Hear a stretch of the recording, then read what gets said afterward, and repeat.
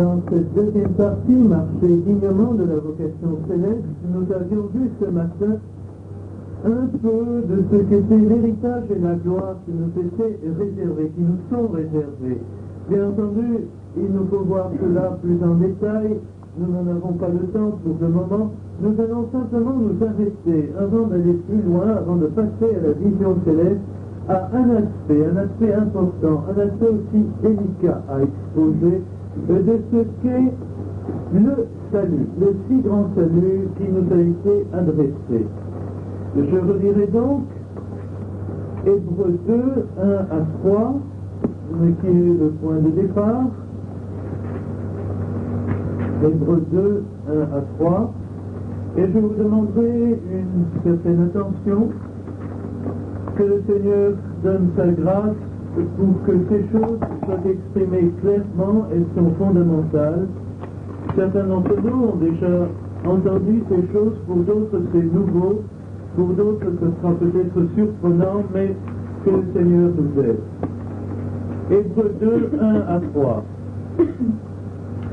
C'est pourquoi nous devons d'autant plus nous attacher aux choses que nous avons entendues, de peur que nous soyons emportés loin d'elles. Car si la parole annoncée ou confirmée par des anges a eu son effet, et si toute transgression et toute désobéissance a reçu une juste rétribution, comment échapperons-nous en négligeant un si grand salut? Je sais que ce passage est utilisé dans des réunions d'évangélisation et qu'on l'applique à des inconvertis, leur disant l'appel de Dieu, l'appel du Seigneur s'est adressé à vous. Que faites-vous de son appel? Que faites-vous de la mort du Christ sur la croix? Que faites-vous de son amour? Méfiez-vous, si vous négligez un si grand salut, si vous ne répondez pas à l'appel du Christ sur la croix, eh bien, vous n'échapperez pas. Mais, bien que ce soit juste d'utiliser ce verset dans les réunions d'évangélisation, cette épître aux Hébreux a été écrite à des chrétiens. Ainsi, le sens principal de ce verset 3, comment échapperons-nous en négligeant un si grand salut, est un sens qui s'applique aux enfants de Dieu. Et le si grand salut dont il est question ici, nous essayerons maintenant d'en voir un aspect dont il n'est pas suffisamment question dans le peuple de Dieu, et c'est la raison pour laquelle nous sommes si faibles, et c'est la raison pour laquelle nous freinons, c'est la raison pour laquelle notre témoignage n'est pas à la hauteur de ce que le Seigneur attend de nous. Philippiens 3 nous parle de ce qui est la raison de vivre de l'apôtre Paul, sa grande passion,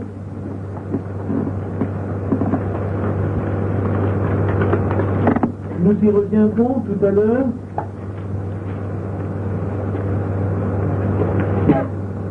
Mais voyez ce qu'il dit au verset 8 d'abord, et même je regarde toute chose comme une perte à cause de l'excellence de la connaissance de Jésus-Christ mon Seigneur, pour lequel j'ai renoncé à tout, et je les regarde comme de la boue, afin de gagner Christ. Voici quelle est son attitude face au Seigneur. Au verset 12, ce n'est pas que j'ai déjà remporté le prix, ou que j'ai déjà atteint la perfection, mais je cours pour tâcher de le saisir, puisque moi aussi j'ai été saisi par Jésus-Christ. Frère, je ne pense pas l'avoir saisi, mais je fais une chose, oubliant ce qui est en arrière, et me portant vers ce qui est en avant, je cours vers le but pour remporter le prix de la vocation céleste de Dieu en Jésus-Christ. Nous avons lu hier ce passage sans l'étudier, mais j'aimerais vous suggérer ici qu'il y a entre le but et le prix de la vocation céleste une différence. Le prix de la vocation céleste, c'est quelque chose qu'il nous faut saisir, qu'il nous faut remporter. Verset 12, ce n'est pas que j'ai déjà remporté le prix. Verset 13, frère, je ne pense pas l'avoir saisi. Avoir saisi quoi? Le prix. Et finalement, verset 14, je cours vers le but pour remporter le prix de la vocation céleste de Dieu en Jésus-Christ. Quel est ce prix de la vocation céleste de Dieu en Jésus-Christ? Ce prix, c'est au moins une première chose que nous trouvons exprimée clairement, sans équivoque, dans la première épître de Pierre, au premier chapitre.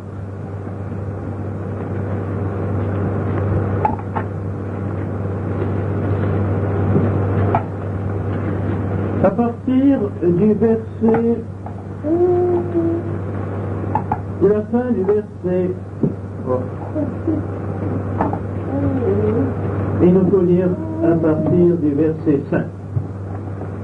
Et c'est le verset 9 qui nous arrêtera particulièrement. Il est question déjà au verset 4 de l'héritage qui nous est réservé dans les cieux. À vous qui par la puissance de Dieu êtes gardés par la foi pour le salut prêt à être révélé dans les derniers temps. Il y a donc, d'après ce verset 5, un salut qui sera révélé dans les derniers temps. Et pour pouvoir jouir pleinement de ce salut, pleinement y participer, nous avons besoin d'être gardés par la foi. Et nous verrons ceci plus tard dans le chapitre sur les compagnons de la vocation céleste. L'importance de la foi. C'est là ce qui fait votre joie. Quoi? Le salut va être révélé dans les derniers temps. C'est là ce qui fait votre joie. Quoique maintenant, puisqu'il le faut, vous soyez attristés pour un peu de temps par diverses épreuves, afin que l'épreuve de votre foi, plus précieuse que l'or périssable, qui cependant est éprouvé par le feu, ait pour résultat la louange, la gloire et l'honneur lorsque Jésus-Christ apparaîtra. Lui que vous aimez sans l'avoir vu, en qui vous croyez sans le voir encore, vous réjouissant d'une joie ineffable et glorieuse, parce que vous obtiendrez le salut de vos âmes pour prix de votre foi. Et si nous réfléchissons bien au sens de ce verset 9, nous voyons bien que le salut de nos âmes, c'est quelque chose qui s'obtient comme prix de la foi. Et le verset 5 nous disait que ce salut, prêt à être révélé dans les derniers temps, sera, nous sommes gardés pour ce salut par la foi.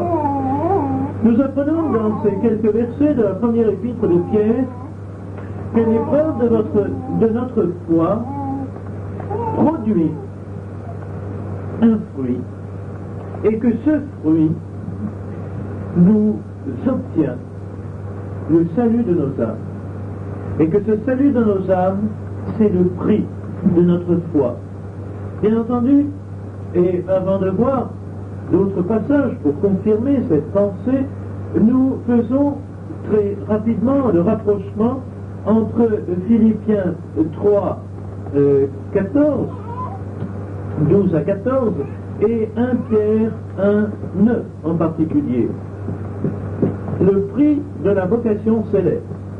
Ce prix qui s'obtient au travers des épreuves de la foi, au travers de bien des souffrances, des difficultés, en connaissant la communion des souffrances du Seigneur Jésus, en devenant conforme à lui dans sa mort, selon Philippiens 3, 10 et 11, ce prix-là, et qui est la préoccupation majeure de l'apôtre Paul, qui fait que l'apôtre Paul est tendu pour l'obtenir, ce prix-là est associé ici, ou plutôt est décrit ici comme étant le salut de nos âmes, prix de notre foi. Vous remarquez, il n'est pas question du salut de nos âmes étant acquis par la foi ou par la grâce, mais il est question d'obtenir un salut, prix de notre foi. Dans le cas du prix de la vocation céleste, tel que Philippiens 3 l'exprime, ce n'est pas quelque chose dont l'apôtre Paul soit assuré, mais il espère obtenir ce prix. Avant d'aller plus loin, avant de voir d'autres passages dans cette direction, je voudrais mettre bien les points sur les i et qu'il n'y ait aucune confusion possible. Le salut que le Seigneur Jésus nous a acquis est un salut complet et un salut éternel. Rien ni personne ne pourra nous priver de ce salut. Il est impossible de le perdre parce que Dieu lui-même s'est engagé vis-à-vis de nous en nous accordant ce salut. Nous avons par exemple au chapitre 10 de l'Épître aux Hébreux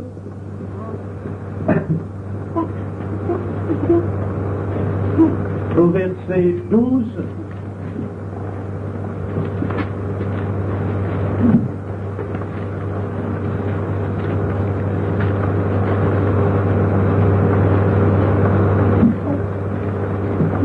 lui, Christ, après avoir offert un seul sacrifice pour les péchés, s'est assis pour toujours à la droite de Dieu. Verset 14, par une seule offrande, il a amené à la perfection pour toujours ceux qui sont sanctifiés. Il nous faut bien sûr comprendre quel est le sens de perfection ici. Pour bien comprendre ce que c'est cette perfection à laquelle il nous a amenés pour toujours en offrant son corps et sa vie. En lisant le premier verset du chapitre, nous voyons que par la loi, personne ne peut être amené à la perfection. Fin du verset 1. Verset 2 explique autrement, si la loi pouvait amener à la perfection, n'aurait-on pas cessé d'offrir les sacrifices? Parce que ceux qui rendent ce culte, qui offrent les sacrifices, étant une fois purifiés, n'auraient plus eu aucune conscience de leurs péchés. Ce qui veut dire que le sang des taureaux et des boucs, verset 4, ne peut pas ôter les péchés. Et c'est tellement vrai que ceux qui, dans l'Ancien Testament, offraient des animaux en sacrifice pour leurs péchés, n'étaient jamais sûrs d'avoir été pardonnés par Dieu. Mais ils étaient constamment tourmentés par leurs péchés. Le souvenir de leurs péchés leur revenait sans arrêt. Et ils avaient conscience de leurs péchés passés. Et c'était un poids qui les accablait. L'Épître aux Hébreux nous dit, notre chapitre 10, verset 4, nous dit bien, c'est normal, car il est impossible que le sang des taureaux et des boucs ôte les péchés. Ce n'est pas possible. Alors c'est pourquoi leur conscience était chargée par le souvenir de leurs péchés. Mais, verset 14, par une seule offrande, en s'offrant lui-même, le Seigneur Jésus a amené à la perfection, en ce qui concerne la conscience, pour toujours ceux qui sont sanctifiés. C'est-à-dire nous qui avons été lavés par le sang du Seigneur Jésus, qui avons été pardonnés par son sacrifice, nous sommes pour toujours amenés à la tranquillité de notre conscience.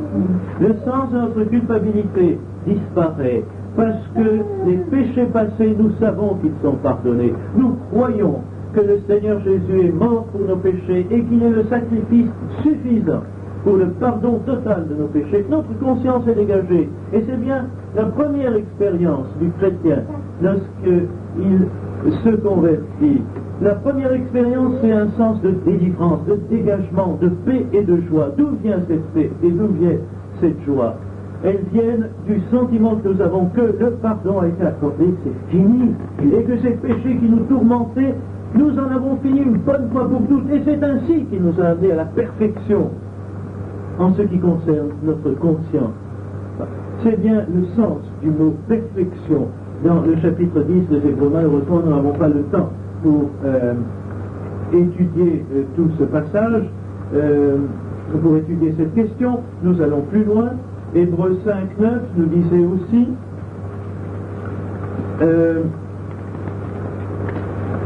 il est devenu pour tous ceux qui lui obéissent l'auteur d'un salut éternel. Notre salut, notre paix avec Dieu, le pardon de nos péchés, la certitude que nous avons d'aller au ciel auprès du Seigneur et d'échapper à l'enfer, c'est une certitude éternelle. C'est un salut éternel qui nous a été donné. Et ici, au chapitre 10, dans le passage que nous avons lu, c'est pour toujours que nous avons été purifiés et lavés. Ce qui fait que rien dans notre vie ne pourra empêcher que nous soyons au ciel avec lui. Au verset 12 du chapitre 9, il est dit aussi, il a obtenu une rédemption éternelle, un salut, une rédemption éternelle. Tant que l'éternité durera, nous serons sauvés. Et comme l'éternité ne finit jamais, nous sommes tranquilles. Jean 3,16, car Dieu a tant aimé le monde qu'il a donné son Fils unique, afin que quiconque croit en lui ne périsse pas, mais qu'il ait la vie éternelle. Là, Dieu s'engage. Quiconque croit en lui ne périra pas, il aura la vie éternelle. C'est Dieu qui parle. Voulons-nous plus que la parole de Dieu pour s'assurer que c'est vrai et que c'est définitif? Et on pourrait voir une multitude de versets qui confirment cette pensée. Dans le salut, Dieu s'est engagé, il nous a sauvés par grâce. Ce ne sont pas nos œuvres qui nous valent notre salut. Nous pouvons avoir une certitude que nous sommes sauvés. Perdre son salut n'est pas une expression biblique, n'est pas une notion biblique. Mais il y a des passages qui ont inquiété pas mal d'enfants de Dieu. Et ce sont les passages qui concernent justement le salut de l'âme. Lorsqu'on n'est pas au clair sur ce que signifie le salut de l'âme, alors on peut tomber dans un tas de pièges. Et on peut avoir bien des ennuis. Pourquoi cette question est-elle si délicate? Parce que voyez-vous, d'une part, le salut de l'âme implique de notre part une connaissance de ce dont nous sommes faits. Bien connaître que nous sommes corps, âme et esprit, et connaître la distinction que la parole de Dieu fait entre le corps et l'âme, entre le corps, l'âme et l'esprit. Deuxièmement, quand nous comprenons ce que c'est que le salut de l'âme, alors nous comprenons que nous ne pouvons pas vivre comme nous voulons, mais que Dieu nous a appelés à la sanctification, comme nous l'avons vu dans la première aux Thessaloniciens. La volonté de Dieu pour vous, c'est votre sanctification. Sans la sanctification, personne ne verra le Seigneur.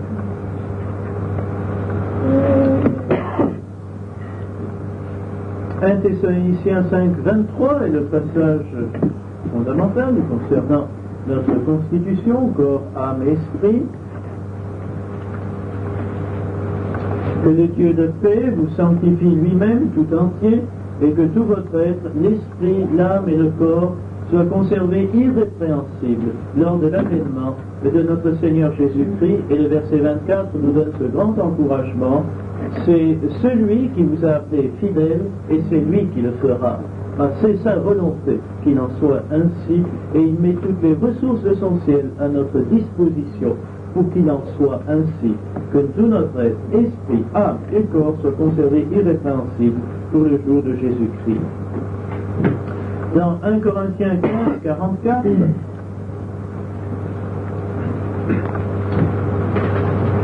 nous avons cette déclaration à partir de 44, plutôt 45, excusez. Et c'est pourquoi il est écrit: le premier homme, Adam, devint une âme vivante, le dernier Adam est devenu un esprit vivifiant. Voyez-vous, lorsque nous sommes nés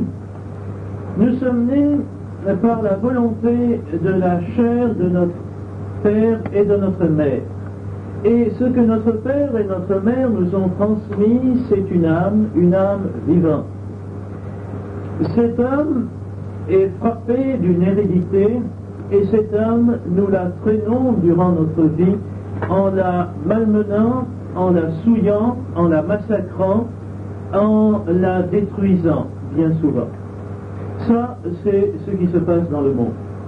Lorsque nous naissons de nouveau, le Seigneur Jésus, qui est appelé ici le dernier Adam, qui est un esprit vivifiant, donne la vie à notre esprit. C'est pourquoi dans Jean 3, il est question de naître d'eau et d'esprit, et non pas de naître de l'âme, par exemple. C'est pourquoi dans Jean 1,12, il est question de la nouvelle naissance comme venant de Dieu, et non pas de la chair, ni de la volonté de l'homme. Par la nouvelle naissance, notre esprit est vivifié, et nous prenons conscience des réalités spirituelles, des réalités célestes. nous commençons à avoir une communion avec Dieu, à avoir une appréciation de la personne de Dieu et de la personne du Seigneur Jésus. Et notre esprit étant éveillé, nous commençons à voir certaines choses et à comprendre certaines choses qui nous étaient complètement cachées auparavant. Seulement voilà, une fois que notre esprit a été éveillé, nous prenons conscience que Dieu n'est pas satisfait de la manière dont nous vivons, qu'il n'est pas satisfait de la manière dont nous pensons, qu'il n'est pas satisfait de la manière dont nous ressentons les choses, et qu'il n'est pas du tout satisfait de notre mode de vie en général, et qu'il veut opérer un bouleversement de notre vie, une transformation dans notre vie. D'ailleurs, le Seigneur Jésus ne le cachait pas à ceux qui voulaient être ses disciples. Il disait, si quelqu'un veut me suivre, et qu'il renonce à lui-même, qu'il se charge chaque jour de sa croix, et qu'il tienne après moi. Et puis par la suite, dans Luc 12, 49 par exemple, et verset suivant, ou dans Matthieu 12 aussi, il dit que il n'est pas venu apporter la paix mais l'épée, et que pour lui, on serait amené à connaître la lutte dans la famille, à être rejeté par les siens, à être même mis à mort par les membres de sa famille, à tout perdre. Voici ce qu'il en coûte de vouloir vraiment suivre le Seigneur et de le laisser transformer nos vies, notre façon de nous comporter, de penser, de réagir, de réfléchir, notre mentalité elle-même. Mais ceci, justement, c'est le salut de nos âmes. Voyez-vous, en bref, le Seigneur Jésus est devenu un esprit vivifiant, c'est-à-dire à la nouvelle naissance, il donne la vie à notre esprit. Et à partir de notre esprit, il veut conquérir notre âme. Il veut purifier notre âme, la changer, la transformer, la récupérer. Pourquoi?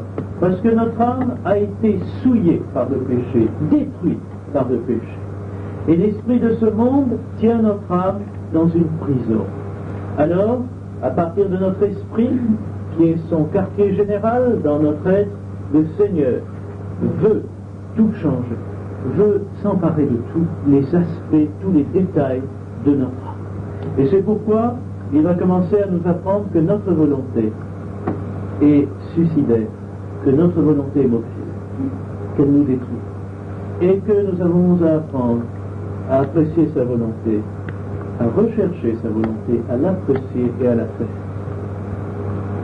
Et alors, ce n'est pas que notre volonté est détruite et il met la sienne à la place, mais c'est que notre volonté, déjà détruite, souillée, tordue,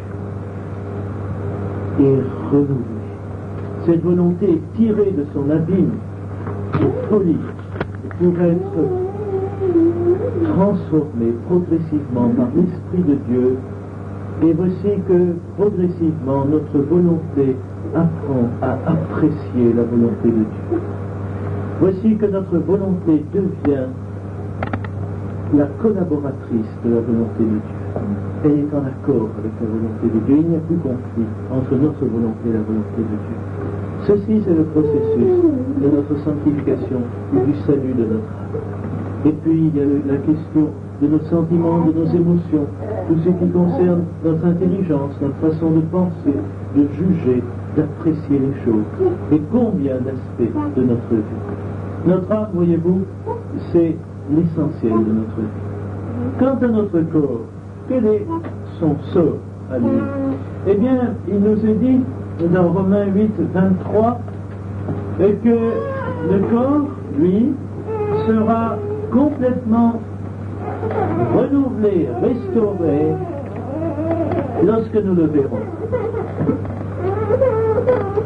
Nous aussi qui avons les prémices de l'Esprit, nous aussi nous soupirons en nous-mêmes en attendant l'adoption, la rédemption de notre corps, car c'est en espérance que nous sommes sauvés. Oui, notre corps est corruptible, notre corps est marqué par le péché, la fatigue, la maladie. Toutes ces choses sont la conséquence de la malédiction attirée sur le corps humain par le péché d'Adam. Par la chute, avec la chute, notre corps est devenu vulnérable à toute une série de choses dont il était, contre lesquelles il était définitivement immunisé lors de la création. Alors ce corps qui nous fait souffrir, ce corps qui est pénible à traîner, et dont l'apôtre Paul dit qu'il soupire, espérant le quitter le plus tôt possible, eh bien ce corps va être glorifié, ce corps va être sauvé de sa misère, mais plus tard, dans l'avenir. Et c'est ce que nous dit aussi 1 Corinthiens 15 d'ailleurs. 1 Corinthiens 15 nous dit que le corps est semé corruptible, verset 42 par exemple. Il ressuscite incorruptible, il est semé méprisable, il ressuscite glorieux. Il est semé infirme, il ressuscite plein de force. Il est semé corps animal, il ressuscite spirituel. Et puis, il nous est dit, plus loin, que nous porterons dans nos corps l'image du céleste. Verset 49 et verset 53, car il faut que ce corps corruptible revête l'incorruptibilité, que ce corps mortel revête l'immortalité. Je ne vais pas développer, ce n'est pas notre sujet, mais ça vaut la peine de nous y arrêter un instant. Voyez-vous, notre esprit a été vivifié par le dernier Adam, esprit vivifiant. Notre corps sera racheté plus tard. Dès aujourd'hui, et c'est un autre aspect, il peut être au bénéfice de sa puissance de résurrection. Mais la rédemption totale, le rachat de nos corps, le salut de nos corps, c'est lors de son retour. Mais pour le moment, qu'est-ce qui se passe? Eh bien, si nous sommes laissés sur cette terre, c'est que le salut de notre âme doit s'accomplir. C'est un salut acquis une fois pour toutes, c'est le passé, un salut qui se produit, qui est en train de se faire, c'est le salut d'âme, et un salut que nous connaîtrons, pour lequel nous avons une espérance, mais que nous verrons de nos yeux lorsque nos corps seront transformés en l'image du corps de sa gloire. Nous continuons notre méditation sur le salut de l'âme. Je dirais simplement, avant de voir l'autre passage qui nous amènera un peu plus loin, Hébreux 4, 12, où il est bien question d'une séparation qui est nette aux yeux de Dieu, peut-être moins à nos yeux, entre l'esprit, l'âme et le corps. La parole de Dieu est vivante, efficace, plus tranchante qu'une épée quelconque à deux tranchants, pénétrante jusqu'à partager âme et esprit, jointures et moelles.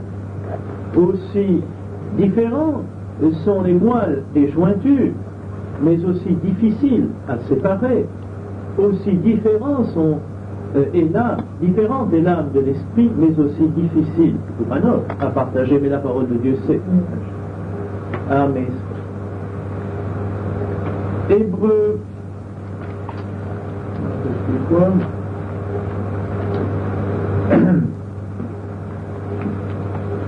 je voulais voir Hébreux 10, 39, je pense. Hébreux 10, 39, que nous avons déjà lu, mais voyez quel relief prend ce verset 39 maintenant. Nous ne sommes pas de ceux qui se retirent pour se perdre, mais de ceux qui ont la foi pour sauver leur âme. De qui s'agit-il? Quand-il a des inconvertis, vous retirez, vous ne voulez pas écouter le message d'évangélisation que je vous apporte, vous ne voulez pas recevoir le salut en Jésus-Christ, vous vous retirez, sortez de la salle, vous vous retirez, vous laissez tomber, vous ne revenez plus aux réunions, eh bien vous vous perdrez. Mais pas du tout. On est totalement hors sujet en pensant ainsi. Lisez bien, il s'agit de chrétiens auxquels il s'adresse. Et à ces chrétiens, il dit, nous ne sommes pas de ceux qui se retirent pour se perdre, mais de ceux qui ont la foi pour sauver leur âme. Le passage est très clair. La foi persévérante nous permettra d'obtenir le salut de nos âmes. Et vous voyez un peu mieux comment ceci se déroule. Ce salut de l'âme est un travail, un long travail, que le Seigneur accomplit en nous. Il demande notre collaboration. Et si nous ne lui donnons pas, il s'arrête. Et tant pis pour nous, nous nous détruisons nous-mêmes. Et arriver au bout de la course, où en serons-nous? Eh bien, nous le verrons dans un instant, car il y a une différence entre ceux qui obtiennent le salut de leur âme et ceux qui la paient. Jacques 1, 21 nous dit bien que c'est la parole de Dieu qui est capable de sauver nos âmes.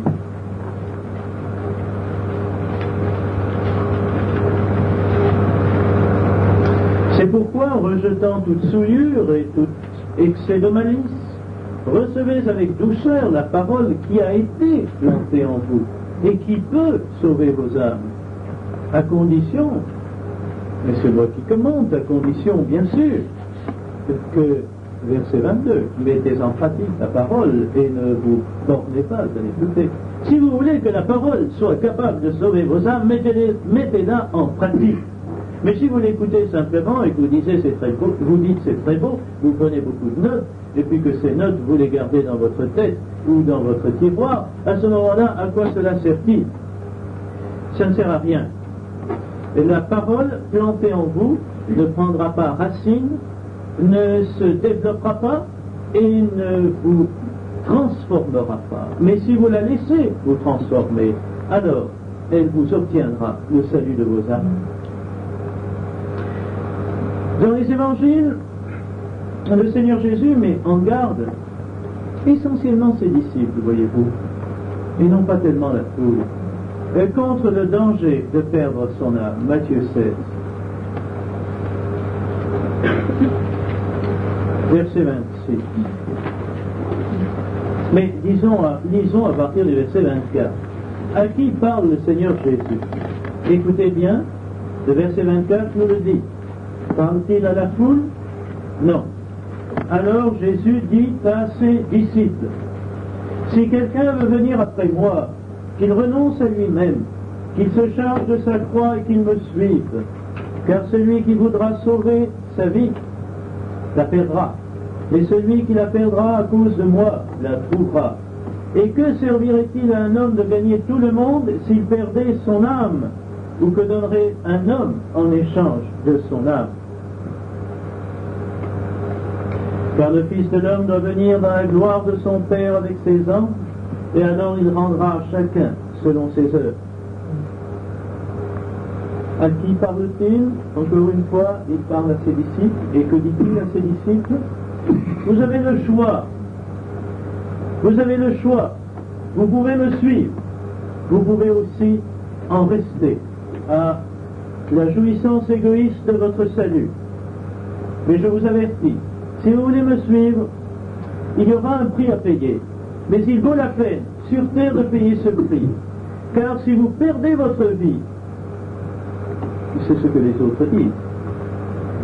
Si vous perdez, comme on vous le dira dans le monde, votre vie, pour moi, à cause de moi, eh bien vous la gagnerez. Mais si vous ne perdez pas votre vie pour moi, alors vous la perdrez pour de bon. Que servirait-il à un homme de gagner tout le monde s'il perdait son âme? Aucun de nous ne gagnera jamais tout le monde. Mais si le monde entier nous était offert, que ferions-nous? L'accepterions-nous ou préférerions-nous sauver notre âme? Et puis, verset 27, c'est le rappel du tribunal du Christ. Le Seigneur Jésus viendra et il jugera. Il jugera son peuple et il rendra à chacun de ses disciples, c'est à eux qu'il parle, selon ses œuvres. Il ne s'agit pas des gens du monde, il s'agit des enfants de Dieu. Nous aurons des comptes à rendre et il rendra à chacun de nous selon nos œuvres. Comment donc perd-on son âme? Je ne vais pas vous le dire pour que vous le fassiez, mais je vais vous le dire pour que vous ne le fassiez pas, justement. La première épître de Pierre. Le chapitre 2, verset 11.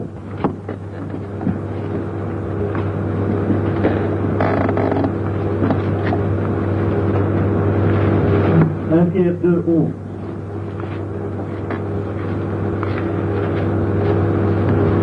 Bien-aimés, je vous exhorte exhorte comme étrangers et voyageurs sur la terre à vous abstenir des convoitises charnelles qui font la guerre à l'âme. Quel est notre ennemi? Quel est l'ennemi de nos âmes? Ce sont les convoitises charnelles qui ont déclaré la guerre à notre âme. Alors, abstenons-nous de ces convoitises. Et quelles sont ces convoitises charnelles? Que sont-elles? Eh bien, c'est au Seigneur de nous sonder, chacun de nous, pour mettre le doigt sur les convoitises de notre chair. Oh, certains diront, limiterons cela à certaines choses grossières. Mais pour le Seigneur, la convoitise de la chair, c'est quelque chose de monstrueux et de très étendu dans nos vies. Et jusqu'au bout du voyage, jusqu'à la fin de notre pèlerinage ici-bas, nous aurons certains aspects de notre convoitise charnelle à délaisser. Chaque fois que je convoite, chaque fois que j'ai envie de quelque chose, chaque fois que je suis saisi par quelque chose de terrestre, alors mon âme reçoit un coup. Elle reçoit une blessure. Et à force de la blesser, à force de la meurtrir, je la détruirai. Et c'est en effet ce qui arrive. Lorsque nous vivons une vie chrétienne désinvolte, lorsque nous laissons aller à nos humeurs, à nos envies, à nos désirs. Oh, aujourd'hui, je n'ai pas envie de lire la parole de Dieu.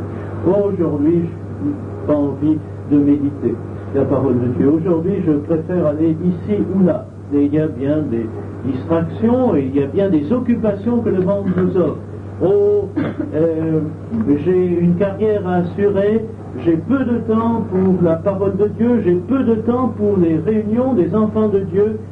Il faut que j'assure mon avenir. Et toutes sortes d'arguments qui viennent. Ou alors, il faut que je m'informe, il faut que je sois au courant de la culture d'aujourd'hui. Alors j'irai dans certains lieux, alors je lirai certains ouvrages, alors je remplirai ma tête de quoi? De choses nocives qui font la guerre à l'âme. Vous remarquez comment ce verset s'exprime. Bien-aimés, je vous exhorte, comme étrangers et voyageurs sur la terre, à vous abstenir des convoitises charnelles qui font la guerre à la terre. C'est exactement la même manière de s'exprimer que lorsque on veut mettre en garde quelqu'un qui va par exemple en Afrique ou en Inde, lui disant cher ami, je t'exhorte comme étranger en Afrique, comme voyageur, tu n'y seras pas pour longtemps, à t'abstenir de ce qu'on mange là-bas. Ton corps n'y est pas habitué, et tu vas attraper toutes sortes de maladies, tu vas te détracter le système digestif, ça peut être mortel pour toi. Alors abstiens-toi. Tu n'es pas fait comme eux. Tu n'es pas fait comme eux. Tu n'es pas né là-bas. Et nous avons ici un frère qui est même né là-bas, et qui, quand il est allé passer 3 mois chez lui, et a retrouvé le régime alimentaire de là-bas, a été complètement détraqué. Complètement détraqué. Eh bien, c'est exactement la même façon de s'exprimer. Et ce n'est pas pour rien, c'est voulu. Pour que nous comprenions combien il est important de nous abstenir du régime que les gens de ce monde ont. Ce n'est pas le régime qui nous est approprié. Et si nous voulons partager leur régime, eh bien nous nous détruirons parce que ce régime fait la guerre à notre âme. Il détruira tout notre système organique. Nous sommes étrangers sur cette terre. Nous n'appartenons pas de ce monde. Nous sommes voyageurs. Nous sommes de passage. Alors, préparons-nous pour le lieu où nous ne serons ni étrangers ni voyageurs. Notre patrie, là où nous allons. Nous sommes en marche vers cette patrie où nous nous installerons. Il y a une place que le Seigneur nous a réservée dans la cité céleste. Là, nous aurons notre maison et là, nous vivrons éternellement. Alors, préparons-nous pour ce moment-là et ne nous laissons pas détruire par ce voyage dans des contrées qui nous sont adverses. Et puis, 2 Pierre 1,4 redit la même chose, ou à peu près.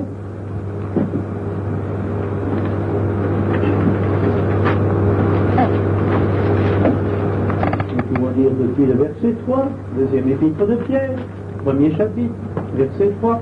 Comme sa divine puissance nous a donné tout ce qui contribue à la vie et à la piété, au moyen de la connaissance de celui qui nous a appelés par sa propre gloire et par sa vertu, lesquels nous assurent de sa part les plus grandes et les plus précieuses promesses, afin que par elles, par les promesses, c'est-à-dire les engagements de Dieu vis-à-vis de nous, vous deveniez participants de la nature divine en fuyant la corruption qui existe dans le monde par la convoitise. À cause de cela même, faites tous vos efforts. Malheureusement, nous ne pouvons pas continuer, faute de temps. Il s'agit de devenir participants de la nature divine en fuyant la corruption qui existe dans le monde par la convoitise, nos envies, nos désirs, ce que nous croyons bon. Il faut bien les choses. Ce que nous croyons bon même pour le Seigneur, même pour notre vie chrétienne parfois. Ça corrompt. Corruption, qu'est-ce que ça veut dire? Pourri, ça pourrit. Quelque chose de pourri, un fruit, un légume pourri, vous le jetez bien loin, parce que ça apporte toutes sortes de vernis. C'est plus bon à rien. Et si vous le laissez en contact avec d'autres fruits ou d'autres légumes, la pourriture s'éteindra. Alors, on s'en débarrasse. C'est bien ça. Alors, vous fuyez la pourriture qui existe dans le monde par la convoitise et qui peut vous détruire tout entier. Nous allons prendre un exemple de quelqu'un qui était sur le point de perdre son âme parce qu'il était allé très loin dans le péché. 1 Corinthiens 5.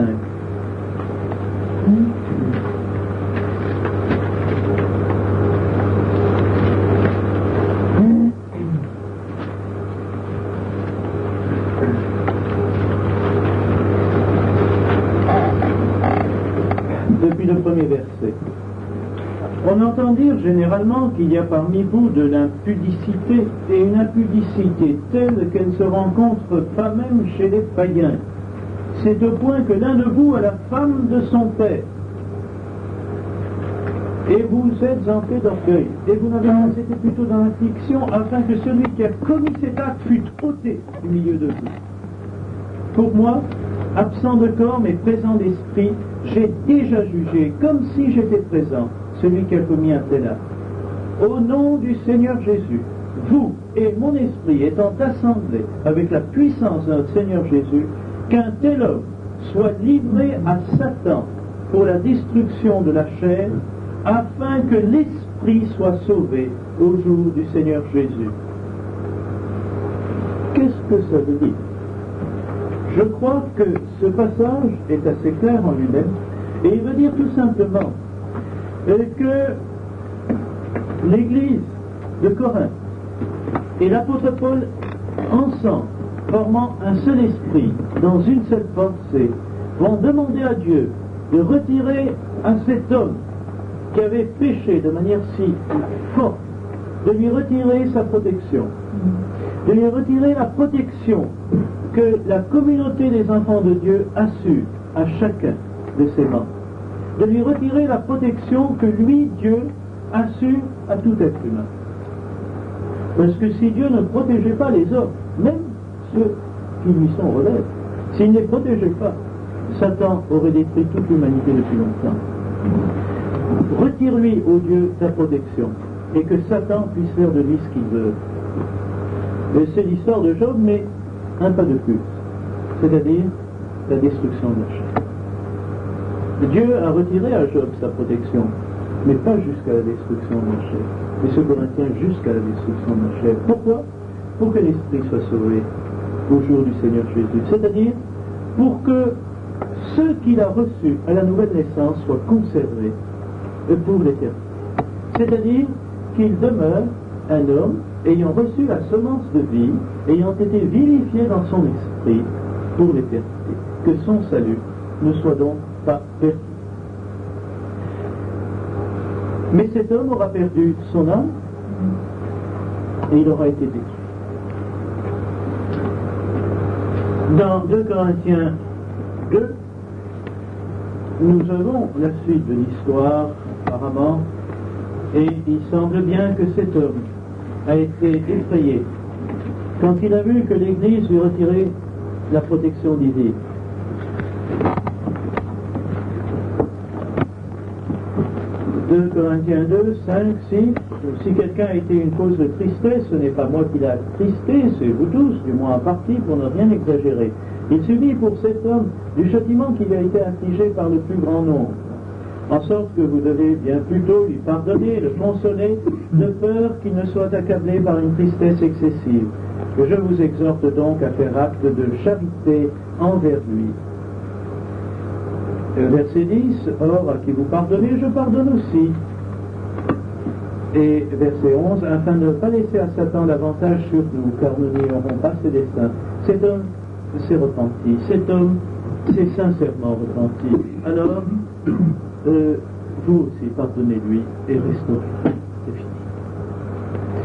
Vous voyez que ça a été efficace. Et qu'aujourd'hui, on fait